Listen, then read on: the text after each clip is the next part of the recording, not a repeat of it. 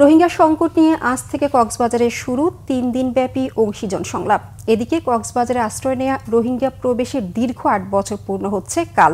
স্থানীয়দের অভিযোগ, উখিয়া ও টেকনাফের ৩৩টি ক্যাম্পে বাস করছে অন্তত ১৩ লাখ রোহিঙ্গা। প্রত্যাবাসন প্রক্রিয়া ঝুলে থাকায় নানা দুর্ভোগে পড়েছেন তারা। বেড়েছে অপরাধের পরিমাণ, প্রায়শই ঘটছে গুম খুনের মতো নানা ঘটনা। কক্সবাজার থেকে মোহাম্মদ ইউনুসের ক্যামেরায় মোর্শেদুর রহমান খোকনের ডেস্ক রিপোর্ট। কক্সবাজার উখিয়ার সবচেয়ে আলোচিত গ্রামের নাম কুতুপালং। পাখির চোখে যতদূর দৃষ্টি যায় চোখে পড়ে ক্যাম্প আর ক্যাম্প, যা বিশ্বের সবচেয়ে বড় শরণার্থী ক্যাম্প হিসাবে পরিচিত। উখিয়া ও টেকনাফের এই দুই উপজেলায় বাস করছে স্থানীয় অন্তত ৫ লাখ জনগোষ্ঠী। তবে প্রতিবেশী দেশ মায়ানমার থেকে আসা ১৩ লাখ রোহিঙ্গা শরণার্থীর কারণে চরম বিপাকে পড়েছেন তারা। ক্যাম্পের ভেতরে ও বাইরে সন্ত্রাসী কর্মকাণ্ডের পাশাপাশি বেড়েছে খুন, গুম ও অপহরণের মতো ঘটনা। কদিন আগে কুতুপালং বাজার থেকে অপহরণ করা হয় ১৫ বছরের এক কিশোরকে।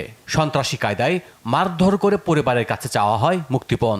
কক্সবাজার ছেলেমেয়েরা পড়ার দিকে দাবিত না হয়ে তারা ক্যাম্পের যে এনজিওর বিভিন্ন সেই চাকরির পিছনে ছুটতে গিয়ে তারা তাদের শিক্ষা জীবনটাকে ধ্বংস করে ফেলেছে। যৌন দুর্ভোগ সৃষ্টি হয়েছে। এক নম্বর হচ্ছে পানি উঠে তলিয়ে যায় এবং আমাদের শ্রম বাজার দখলে নিয়েছে।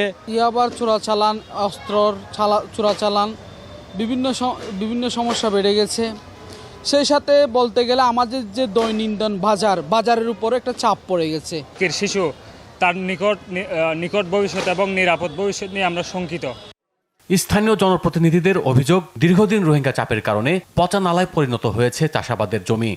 তাদের যে সন্ত্রাস, তারা রোহিঙ্গা ক্যাম্প থেকে বের হয়ে বিভিন্ন ধরনের অপরাধ কর্মকাণ্ডের সাথে তারা জড়িত হয়ে যাচ্ছে, যার কারণে আমরা স্থানীয় বিভিন্নভাবে নিরাপত্তাহীনতায় রয়েছি।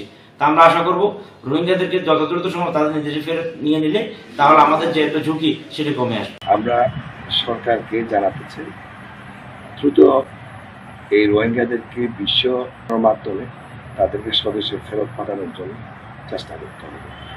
দ্রুত প্রত্যাবাসনের ব্যবস্থা না করা হলে ব্যাপক হুমকির মুখে পড়বে এখানকার সার্বিক পরিবেশ, এমন আশঙ্কায় দিন পার করছে স্থানীয়রা।